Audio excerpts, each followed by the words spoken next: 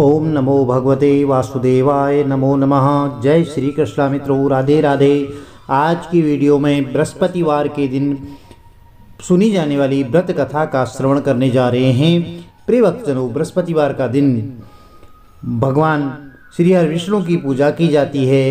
इस दिन बृहस्पतिश्वर महादेव की भी पूजा करते हैं। दिन में एक समय भोजन किया जाता है, पीले वस्त्र धारण किए जाते हैं, पीले पुष्पों से भगवान श्री हरि विष्णु की पूजा की जाती है और इसमें नमक का सेवन वर्जित होता है। नमक का सेवन नहीं करना चाहिए। पीले रंग के पुष्प, चने की दाल, पीले कपड़े, पीले चंदन से पूजन करना चाहिए। तत्पश्चात कथा श्रवण करनी चाहिए।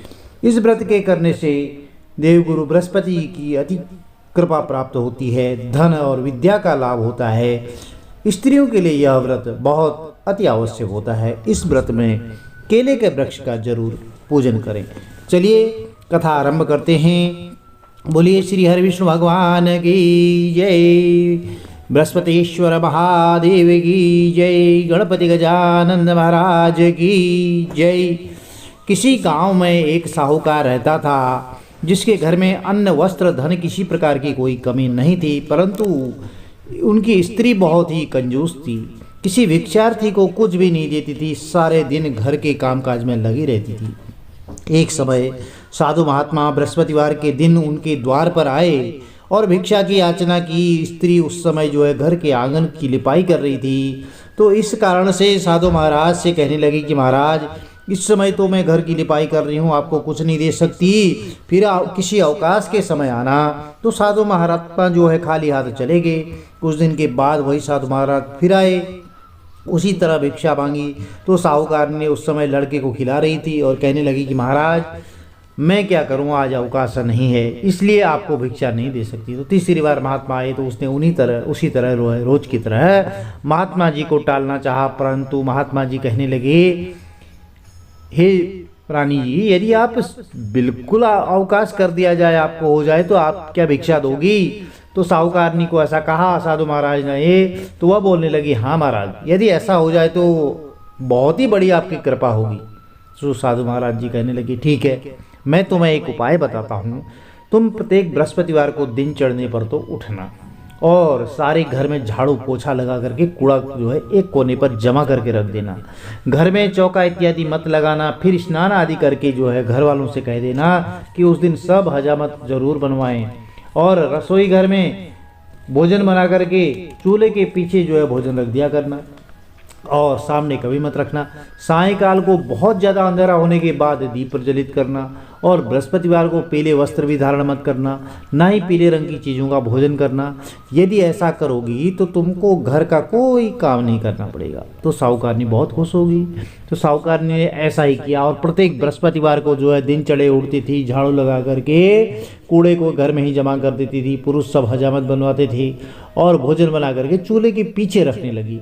रात को बहुत देर तक बहुत काफ़ी अंधेरा हो जाता था, तब दीप प्रज्वलित करने लगी। यह सब कई बृहस्पतिवार वह करती रही। अब कुछ समय के बाद उसके घर में खाने को दाना तक नहीं रहा। थोड़े ही दिन में वह महात्मा फिर आए और भिक्षा मांगने लगे, परंतु सेठानी ने कहा, महाराज, मेरे घर में खाने को अन्न तक नहीं है, आपको मैं क्या दे सकती हूँ? तब महात्मा ने कहा कि जब तुम्हारे घर में सब कुछ था तब भी तुम कुछ नहीं देती थी, अब पूरा का पूरा अवकाश हो गया है तब भी तुम कुछ नहीं दे रही हो, तुम चाहती क्या हो वह कहो। तो तब सेठानी ने हाथ जोड़ करके विनती करने लगी, प्रार्थना करने लगी कि हे महाराज, अब कोई ऐसा उपाय बताओ कि मेरा घर पहले से धन धान्य से भर जाए, और अब मैं प्रतिज्ञा करती हूँ कि अवश्य में जैसा आप कहेंगे वैसा ही करूँगी। तो तब महात्मा जी ने कहा कि बृहस्पतिवार को प्रातःकाल उठ करके स्नान आदि से निवृत्त होकर के घर को गाय के गोबर से लिपाई करो और घर के पुरुष सब हजामत नहीं बनवाएं। भूखों को अन्न जल देती रहा करो। ठीक सायंकाल दीपक जलाओ। यदि ऐसा करोगी तो तुम्हारी सब मनोकामनाएं भगवान बृहस्पति जी की कृपा से पूर्ण होंगी। तो सेठानी ने ऐसा ही किया। उसके घर में धन धान्य वैसा ही हो गया जैसे कि पहले था। इस प्रकार भगवान बृहस्पति जी की कृपा से अनेक प्रकार के सुख भोग करके वह दीर्घ काल तक जीवित रही। प्रिय भक्तों, बृहस्पतिवार के दिन एक और कथा प्रचलित है, चलिए श्रवण करते हैं। एक दिन देवराज इंद्र जो है बहुत बड़े अहंकार से अपने सिंहासन पर बैठे थे और बहुत से देवता, ऋषि, गंधर्व, किन्नर आदि सभा में उपस्थित थे। जिस समय देवगुरु बृहस्पति जी वहां पर आए तो सबके सब उनके सम्मान के लिए खड़े हो गए, परंतु देवराज इंद्र जो है गर्व के मारे खड़ा न हुआ। यद्यपि वह सदैव उनका आदर करता था, तो बृहस्पति जी अपना अनादर समझते हुए वहां से उठकर चले गए। तब इंद्र को बहुत बड़ा शोक हुआ, दुख हुआ कि देखो मैंने गुरु जी का अनादर कर दिया, मुझसे बहुत बड़ी भूल हो गई है। गुरु जी के आशीर्वाद से ही मुझको यह सब वैभव प्राप्त हुआ है, उनके क्रोध से यह सब नष्ट हो जाएगा, इसलिए मुझे उनके पास जाकर के क्षमा मांगनी चाहिए, जिससे उनका क्रोध शांत हो जाए और मेरा कल्याण हो गए। ऐसा विचार करके देवराज इंद्र उनके पास गए। तो जब बृहस्पति देव ने जो है अपने योग बल से यह जान लिया कि इंद्र क्षमा मांगने के लिए यहाँ आ रहा है, तब क्रोधवश उससे भेंट करना उचित न समझ करके वह अंतर ध्यान हो गए। जब इंद्र ने बृहस्पति जी को घर पर न देखा, तब निराश होकर के लौट आए। जब दैत्यों के राजा वृषवर्मा को यह समाचार विदित हुआ, तो उसने अपने गुरु शुक्राचार्य की आज्ञा से इंद्रपुरी को चारों तरफ से घेर लिया और गुरु की कृपा न होने के कारण देवता हारने और मार खाने लगे। तब उन्होंने ब्रह्मा जी को विनयपूर्वक सब वृत्तांत सुनाया और कहा कि हे महाराज, दैत्यों से किसी प्रकार बचाइए हमें। तब ब्रह्मा जी कहने लगे कि तुमने बहुत बड़ा अपराध किया है, जो गुरुदेव को क्रोधित कर दिया। अब तुम्हारा कल्याण इसी में हो सकता है कि तुम त्वष्टा ब्राह्मण का पुत्र जो है विश्वरूपा बहुत बड़ा तपस्वी और ज्ञानी है, उसे अपना पुरोहित बनाओ तो तुम्हारा कल्याण हो सकता है।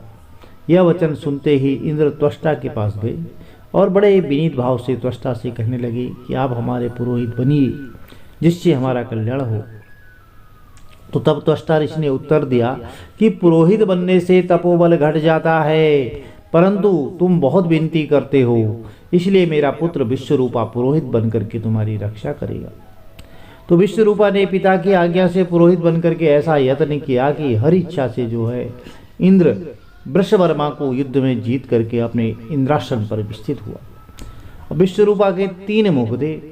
एक मुख से तो वह सोमपल्ली लता का रस निकाल करके पीते थे, और दूसरे मुख से वह मदिरा पीते थे, और तीसरे मुख से अन्न आदि भोजन करते थे। तो इंद्र ने कुछ दिनों के उपरांत कहा कि मैं आपकी कृपा से अब यज्ञ करना चाहता हूँ।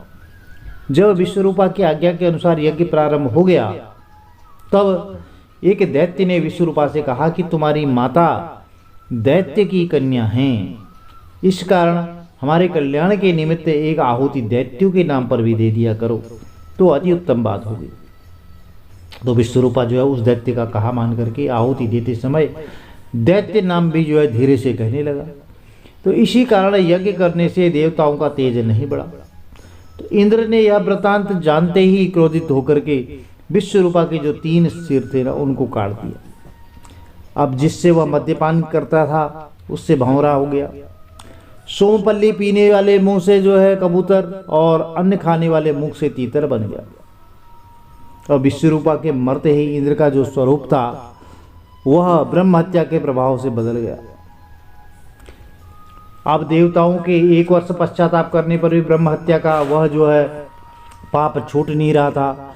तो सब देवताओं के प्रार्थना करने पर ब्रह्मा जी देवगुरु बृहस्पति जी सहित वहां पहुंचे। उस ब्रह्म हत्या के 4 भाग किए गए, उनमें से 1 भाग पृथ्वी को दिया गया। इसी कारण कहीं कहीं पर धरती ऊंची नीची और बीज बोने के लायक भी नहीं होती है। और ब्रह्मा जी ने पृथ्वी को यह भी वरदान दिया कि जहां पृथ्वी में गड्ढा होगा और कुछ समय पा करके वह स्वयं भर जाएगा। दूसरा जो है वृक्षों को दिया, जिससे उनमें से गोंद बनकर बहता रहता है। इसी कारण गूगल के अतिरिक्त सब गोंद जो है अशुद्ध समझे जाते हैं, किसी गोंद को भी शुद्ध नहीं माना जाता। वृक्षों को यह वरदान दिया कि ऊपर से सूख जाने पर जड़ फिर से फूट जाती है। और तीसरा भाग जो है स्त्रियों को दिया।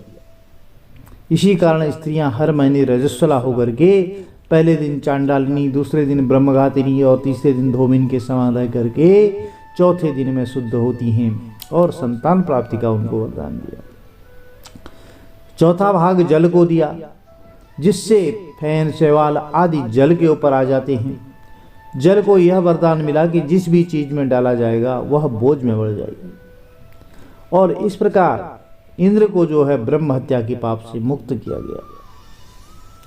जो मनुष्य इस कथा को पढ़ता है, इस कथा को सुनता है, उसके सब पाप देवगुरु बृहस्पति और श्री हरि विष्णु भगवान की कृपा से नष्ट हो जाते हैं।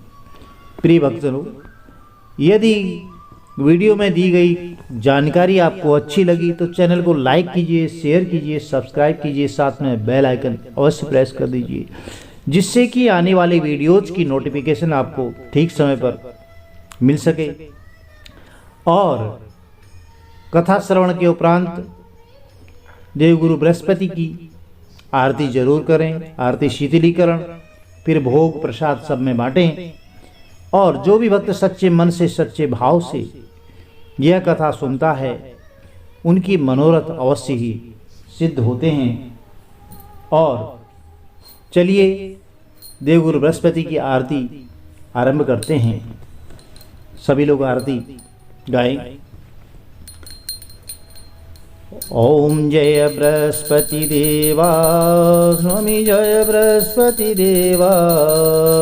चिन्ह चिन्ह भोग लगाऊं, चिन्ह चिन्ह भोग लगाऊं, कदली फल मेवा। ओम जय बृहस्पति देवा, तुम पूर्ण परमात्मा, तुम अंतर्यामी, स्वामी तुम अंतर्यामी। जगत पिता जगदीश्वर, जगत पिता जगदीश्वर, तुम सबके स्वामी। ओम जय बृहस्पति देवा, चरणामृत निज निर्मल, सब पातक हरता, स्वामी सब पातक हरता। सकल मनोरथ दायक, सकल मनोरथ दायक, कृपा करो भरता। ओम जय बृहस्पति देवा, तन मन धन अर्पण कर, जो जन शरण पड़े, स्वामी जो जन शरण पड़े। प्रभु प्रकट तब हो कर, प्रभु प्रकट तब हो कर, आकर द्वार खड़े। ओम जय बृहस्पति देवा, दीन दयाल दयानिधि, भक्त हितकारी, स्वामी भक्त हितकारी। पाप दोष सब हरता, पाप दोष सब हरता, भव बंधन हारी। ओम जय बृहस्पति देवा, सकल मनोरथ दायक, सब संशय तारो, स्वामी सब संशय तारो। विषय विकार मिटाओ, विषय विकार मिटाओ, शांतन सुखकारी। ओम जय बृहस्पति देवा, जो कोई आरती तेरी प्रेम सहित गावे, स्वामी प्रेम सहित गावे। ज्येष्ठानंद सो वेशाबंद सो निश्चय पावै। ओम जय बृहस्पति देवा, ओम जय बृहस्पति देवा, स्वामी जय बृहस्पति देवा। चिन्ह चिन्ह भोग लगाऊं, चिन्ह चिन्ह भोग लगाऊं, कदली फल मेवा। ओम जय बृहस्पति देवा। आरतिकं समर्पयामि। बोलिए गणपति गजानन महाराज की जय, श्री हरि विष्णु भगवान की जय, बृहस्पतिश्वर महादेव की जय। प्रिय भक्तजनों, आरती के बाद आरती शीतलीकरण और सब में प्रसाद वितरण करें। हमें कथा कहानियाँ जब श्रवण करते हैं तो उनसे कुछ न कुछ हमें प्रेरणा लेनी चाहिए। हर कथा कहानियाँ कुछ न कुछ प्रेरणा अवश्य देती हैं। कुछ सीखना चाहिए हमको कि हम क्या कर रहे हैं।